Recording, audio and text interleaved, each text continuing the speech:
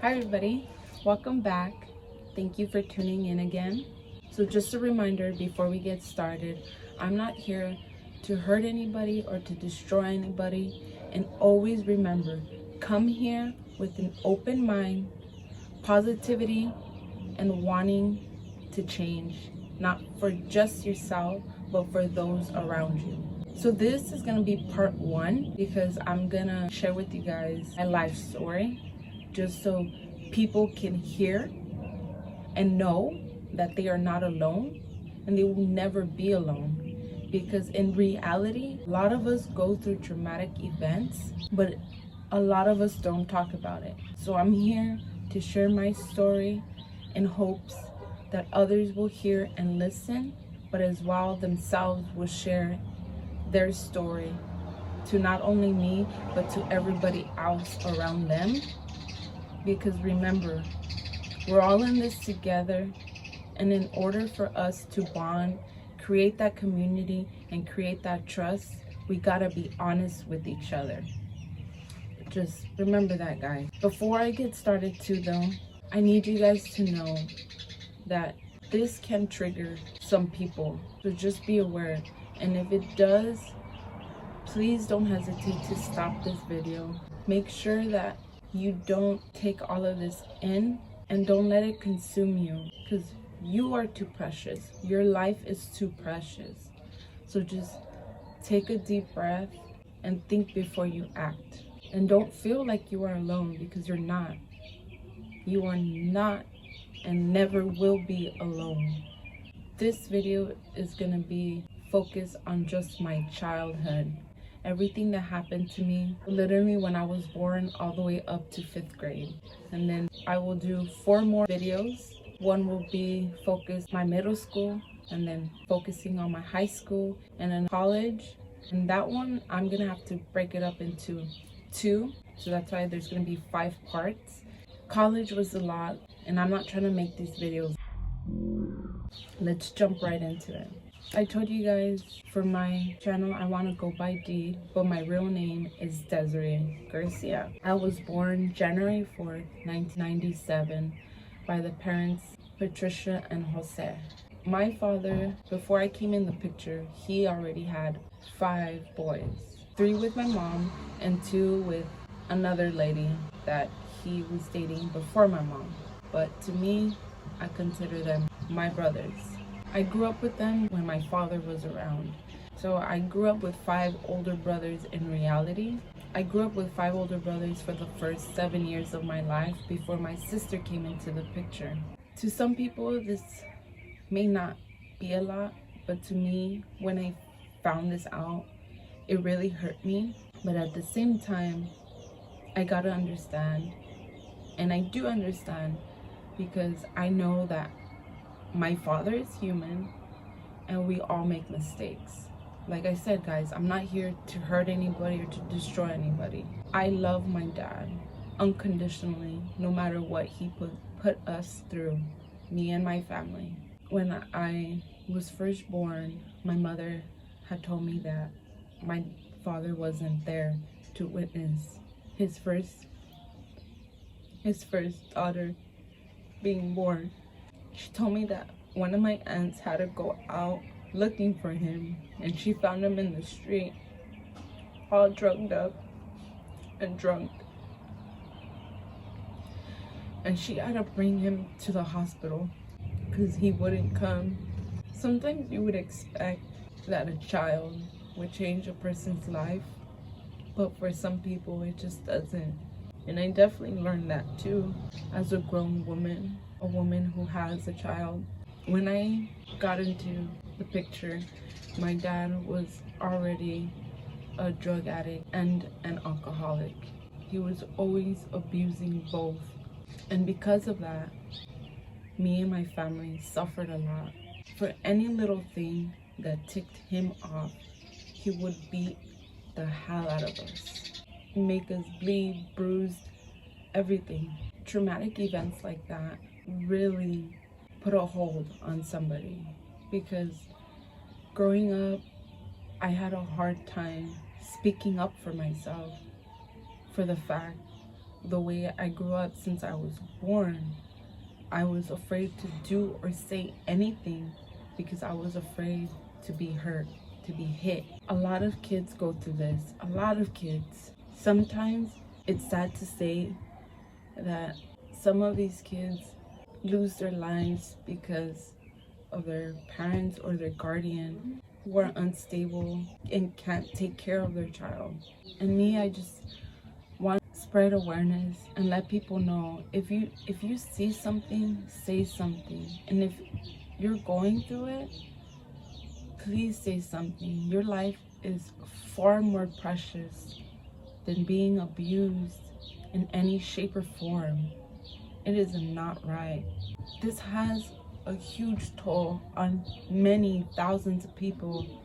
Another thing that me and my siblings faced because of the lack of parenting and the amount of unsupervised time we got as kids, we did a lot of dumb things. For instance, since we were unsupervised a lot, I was being sexually abused by two of my brothers, and I wasn't the only one as well who was facing this. But growing up, I didn't know that they were going through the same thing as well. But this happens a lot. This pertains to everybody. Most of the time, people get abused by the people they know. And I've been sexually abused multiple times, all by people I knew that were closest to me. Later on, I will bring those people who have faced that sexual abuse, domestic abuse. I will bring them in and let them share as well their stories and their journeys, just because this happens on a daily basis and to numerous people. This is why I say and strongly believe that you are not alone. I am not alone. And no one should ever feel like they are alone, because you're not. You're not. And there are numerous people out there who would love to help you. And that includes me in any shape or form. Something else I want to point out, because parents need to know and understand this. When I was little, 5, 6, I never understood this. But as I grew older, it made a lot more sense, which I will cover later on in my other videos.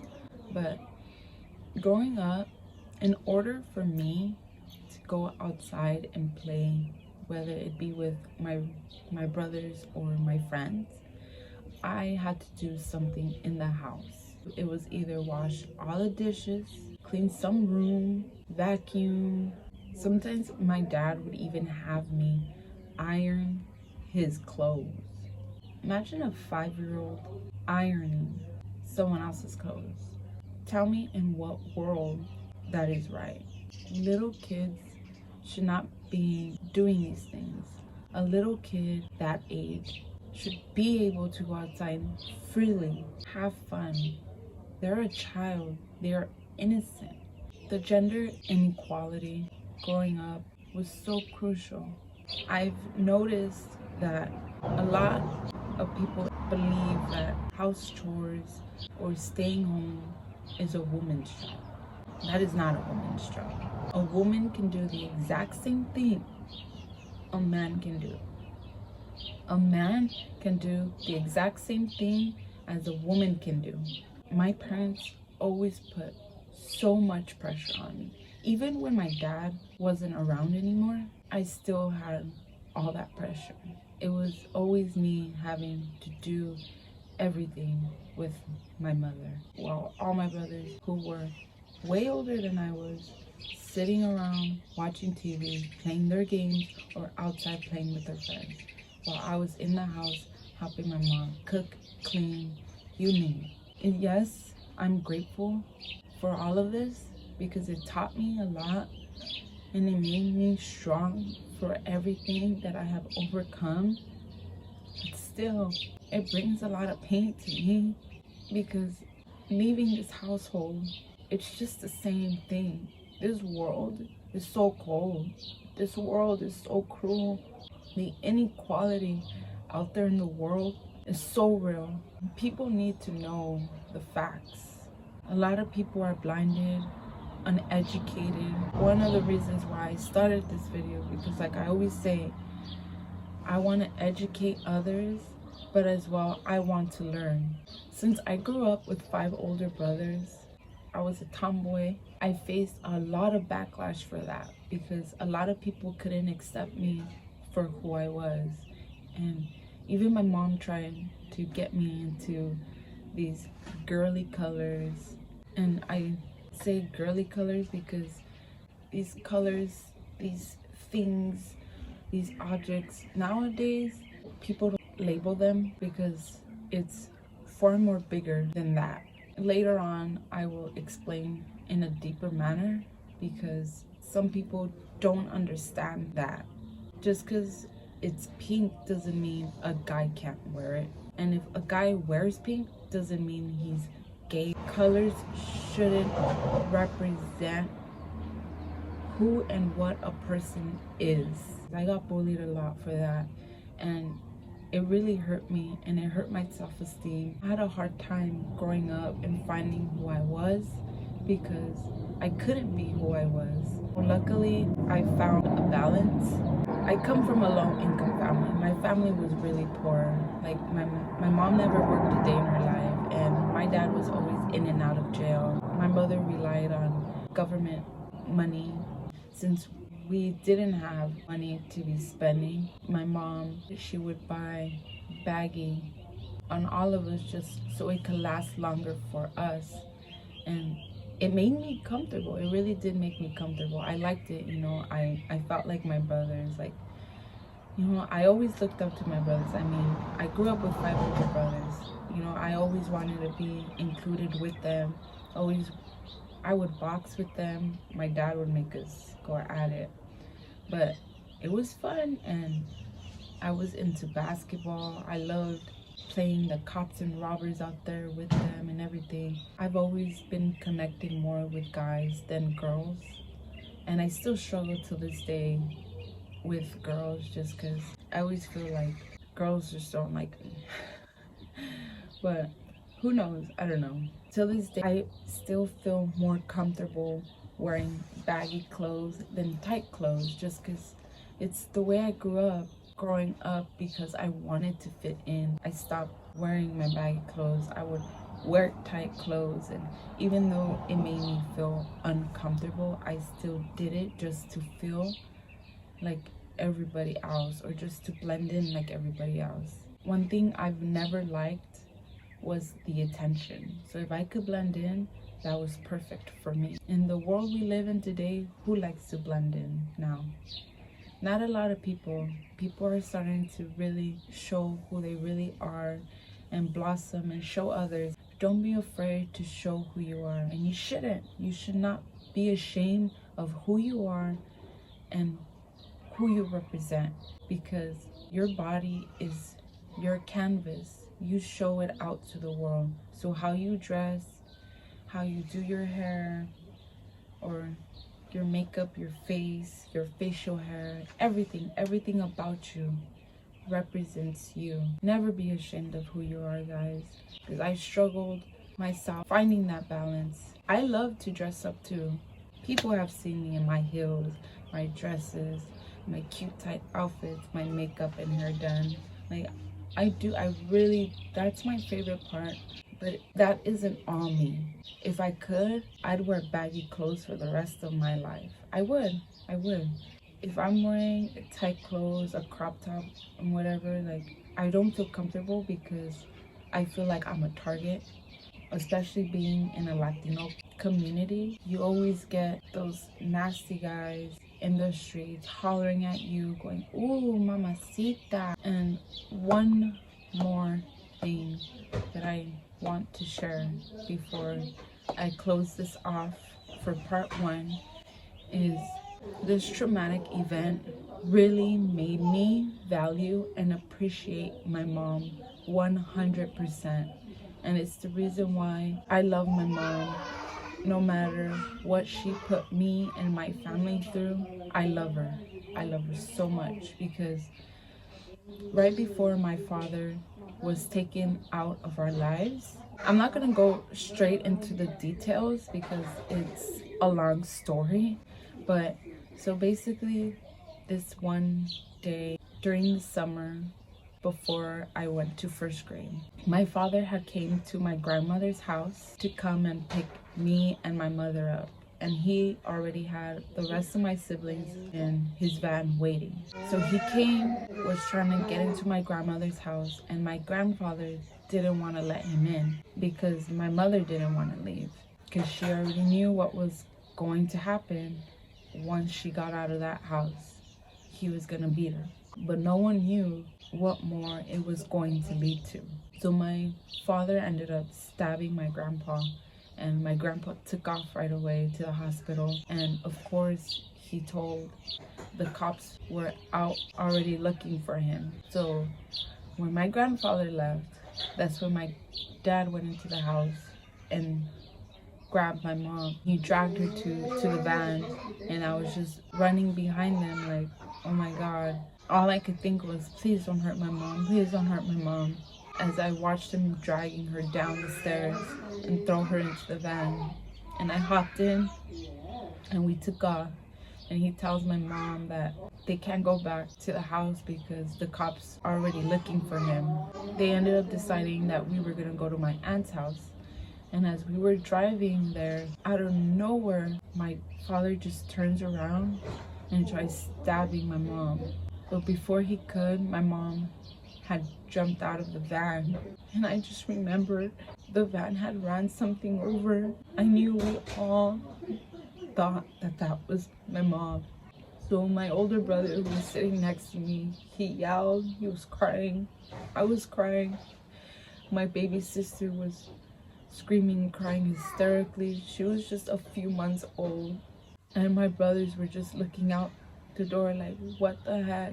My dad stops the van, and I just remember feeling this relief, because we literally, I know we all thought that my mother was gone.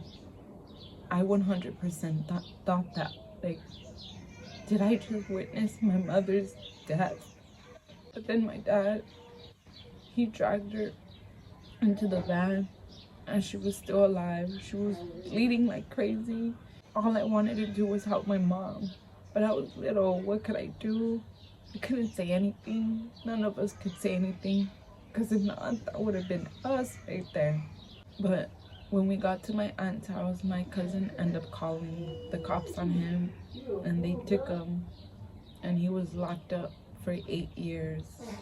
There's gonna be more to this. Let me know too, guys, if you guys want to hear anything else, or maybe you guys just want to hear a little more in depth about something. There is more to come to this. And just remember, guys, be grateful for everything you have, for all the people you have in your life, no matter what, because in a blink of an eye, those people can be gone, or you yourself.